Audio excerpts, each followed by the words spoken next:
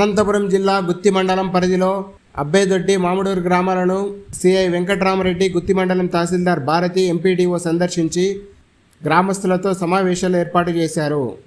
అనంతరం ఈ సందర్భంగా సిఐ వెంకట్రామరెడ్డి, తహసీల్దార్ భారతి, ఎంపీడీఓ మాట్లాడుతూ 2024 సార్వత్రిక ఎన్నికల ఫలితాల భాగంలో జూన్ 4వ తేదీన ముందస్తుగా కానీ లేదా తర్వాత కానీ ఎటువంటి సమావేశాలను, సంబరాలను, బాణాసంచాలను, ఊరేగింపులను నిర్వహించరాదని హెచ్చరించారు.